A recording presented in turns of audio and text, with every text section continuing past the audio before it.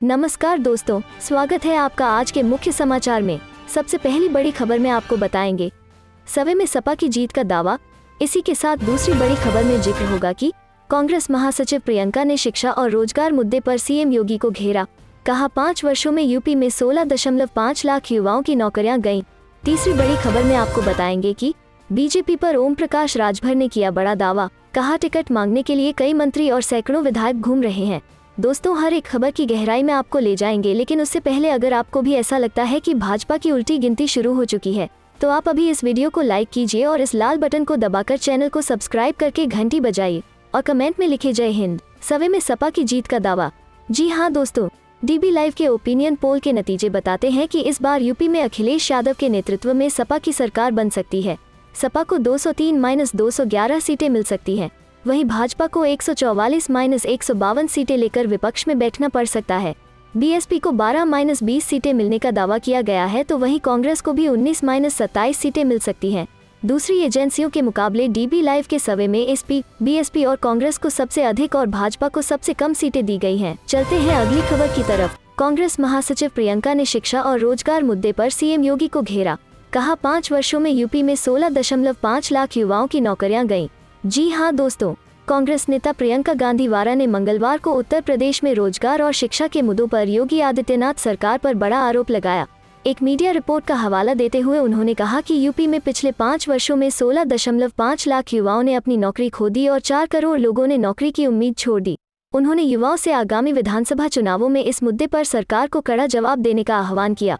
भाजपा से निष्कासित हरक सिंह रावत को लेकर उत्तराखंड के पूर्व सीएम और कांग्रेस नेता हरीश रावत ने कहा कि अगर वो हरक सिंह कांग्रेस पार्टी छोड़ने की अपनी गलती स्वीकार करेंगे तो हम उनका स्वागत करने के लिए तैयार हैं। वहीं इस पर हरक सिंह ने कहा कि मेरी आज सुबह बातचीत हुई है। वे हरीश रावत आगे बताएंगे कि क्या होगा। उन्होंने कहा कि वे मेरे बड़े भाई हैं, मैं अपने बड़े भाई से 100 बार भी माफी मांग सकता हूँ। कांग्रेस पार्टी का अपना निर्णय है। 2016 में परिस्थितियाँ अलग थी। वहीं दूसरी तरफ पंजाब विधानसभा चुनाव को लेकर आम आदमी पार्टी ने मंगलवार को अपनी तरफ से सीएम कैंडिडेट की घोषणा कर दी है। बता दें कि पंजाब विधानसभा चुनाव के लिए आप की तरफ से भगवंत मान सीएम पद का चेहरा होंगे। गौरतलब है कि आगामी 20 फरवरी को पंजाब में विधानसभा चुनाव होना है। बता दें कि चुनाव आयोग ने पंजाब में होने वाले विधानसभा चुनाव के लिए मतदान की तारीख में बदलाव किया है। पंजाब की सभी 117 सीटों पर अब 20 फरवरी को मतदान होंगे। इसके पहले पंजाब में 14 फरवरी को मतदान होना था। चलते हैं अगली खबर की तरफ। बीजेपी पर ओम प्रकाश राजभर ने किया बड़ा दावा। कहा टिकट मांगने के लिए कई मंत्री और सैकड़ों विधायक घूम रहे हैं। जी हाँ दोस्तों, उत्तर प्रदेश के विधानसभा चुनाव को लेकर समाजवादी पार्टी गठबंधन के मुख्य साझीदार सुहेलदेव भारतीय समाज पार्टी के अध्यक्ष ओम प्रकाश राजभर ने बीजेपी पर चुनावी हमला बोला है।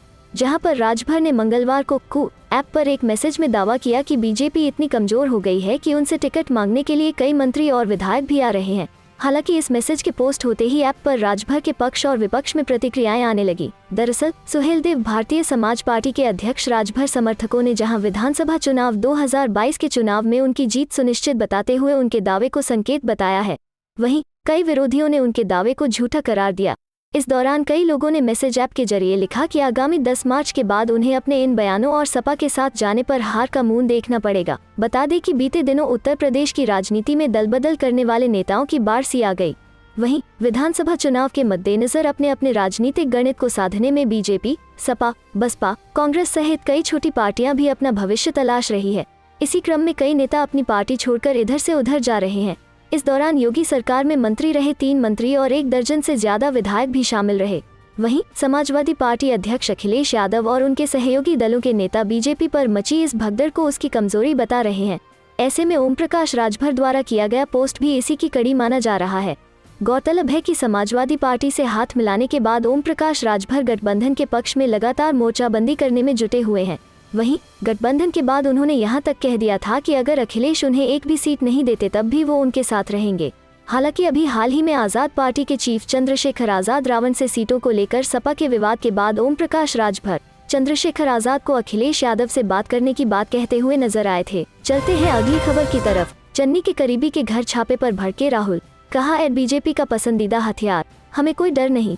जी हाँ दोस्तों, पंजाब के मुख्यमंत्री चरणजीत सिंह चन्नी के करीबी रिश्तेदार के यहां छापेमारी को लेकर राहुल गांधी ने भाजपा सरकार पर निशाना साधा है। राहुल गांधी ने लिखा कि हम छापेमारी से डरने वाले नहीं हैं। भाजपा पर निशाना साधते हुए राहुल गांधी ने कहा कि ईडी की छापेमारी कराना भाजपा का पसंदीदा हथियार है। हमें छापेमारी से डर नहीं लगता है, बीजेपी के पास छिपाने के लिए है, इसीलिए छापेमारी हो रही है। राहुल ने ट्वीट कर लिखा, ईडी का छापा मारना भाजपा का पसंदीदा हथियार है क्योंकि उनके पास खुद छिपाने के लिए चीजें हैं। हर कोई आपके जैसा नहीं होता, हमें कोई डर नहीं है। वहीं पंजाब के मुख्यमंत्री चरणजीत सिंह चन्नी ने कहा कि चुनाव करीब है और ऐसे में उन पर दबाव बनाने तथा उन्हें और उनके मंत्रियों को निशाना बनाने की कोशिश हो रही है। उन्होंने कहा कि जब पश्चिम बंगाल में चुनाव थे तो ममता बनर्जी के रिश्तेदारों पर इस तरह के हमले किए गए, उसी तरह ईडी अब पंजाब में दबाव बनाने और परेशानी खड़ी करने की कोशिश कर रही है। हर तरह का दबाव बनाने का प्रयास किया जा रहा है। उन्होंने कहा कि केवल मंत्रियों और मुख्यमंत्री पर ही नहीं बल्कि हर कांग्रेस कार्यकर्ता पर दबाव बनाया जा रहा है। इस तरह का माहौल लोकतंत्र के लिए ठीक नहीं है। जब चुनाव आने वाले हैं तो उन्होंने ईडी के छापों के बारे में सोचा, लेकिन हम हर तरह का दबाव परेशानियां सहने को तैयार हैं। हम अपना चुनाव प्रचार जारी रखेंगे और वे कामयाब नहीं हो पाएंगे। दिल्ली के मुख्यमंत्री अरविंद केजरीवाल ने चरणजीत सिंह चन्नी पर अवैध रेत खनन को लेकर निशाना साधा और कहा कि उनसे पंजाब के बेहतर भविष्य की उम्मीद कैसे की जा सकती है। केजरीवाल ने कहा कि यह दुखद है कि मुख्यमंत्री के एक रिश्तेदार के यहां अवैध रेत खनन के मामले में छापेमारी की जा रही है। उन्होंने कहा कि आम आदमी पार्टी आप के नेता राघव चड्ढा ने बताया था कि चन्नी के विधानसभा क्षेत्र चमकौर साहिब में कैसे बालू का अवैध खनन हो रहा है। गौरतलब है कि प्रवर्तन निदेशालय ईडी ने गैरकानूनी तरीके से रेत का खनन करने में शामिल कंपनियों और रेत माफिया के खिलाफ धन शोधन की जांच के तहत पंजाब में कई स्थानों पर मंगलवार को छापेमारी की। चलते हैं अगली खबर की तरफ। दिल्ली में सामने आए 11,684 केस, 38 की मौत, पॉजिटिविटी रेट में 5% से अधिक की गिरावट।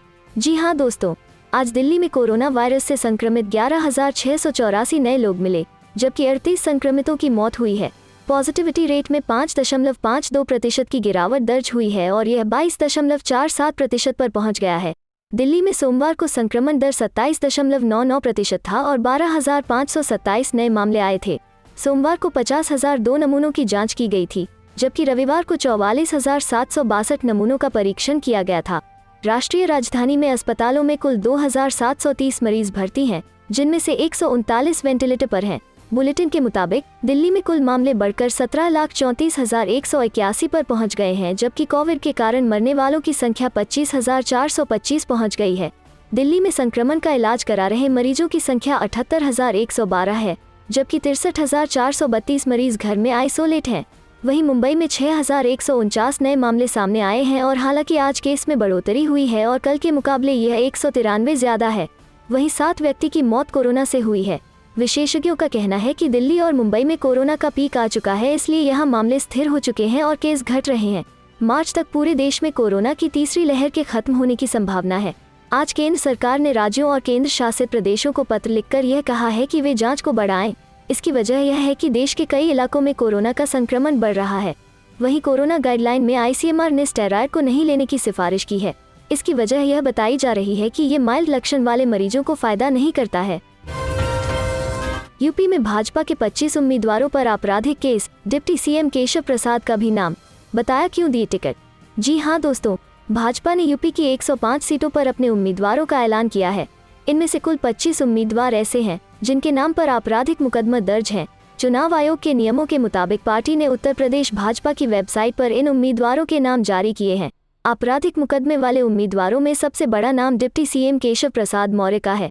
उनके अलावा बिजनौर की नजीबाबाद सीट के उम्मीदवार कुंवर भारतेदु सिंह, थाना भवन सीट के कैंडिडेट सुरेश राणा, मुजफ्फरनगर के कैंडिडेट कपिल देव अग्रवाल का नाम शामिल है। मेरठ सिटी के कैंडिडेट कमल दत्त शर्मा भी इस लिस्ट में हैं। पार्टी की ओर से इन उम्मीदवारों को ही चुने जाने की वजह भी बताई है।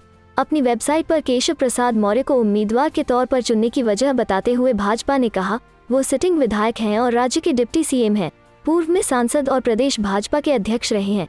वो अपने क्षेत्र में ही नहीं बल्कि पूरे प्रदेश में बेहद लोकप्रिय हैं। उनके नाम को जिला यूनिट की ओर से प्रस्तावित किया गया था। उनका नाम मेरिट, सामाजिक कार्यों और लोगों के उत्थान के लिए किए गए कामों के आधार पर चुना गया है।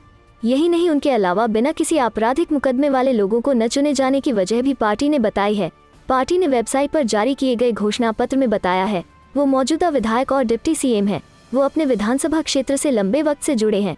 उनके खिलाफ राजनीतिक प्रतिद्वंद्विता के तहत केस दर्ज कराए गए हैं, इसलिए उन्हें दूसरे दावेदारों के मुकाबले उम्मीदवार बनाए जाने में तरजीह दी गई है। बता दें कि चुनाव आयोग ने आदेश दिया है कि यदि कोई पार्टी आपराधिक मुकदमों वाले कैंडिडेट को चुनती है तो फिर उसे इसकी जानकारी सोशल मीडिया प्रिंट एवं इलेक्ट्रॉनिक मीडिया अथवा अपनी वेबसाइट पर देनी होगी।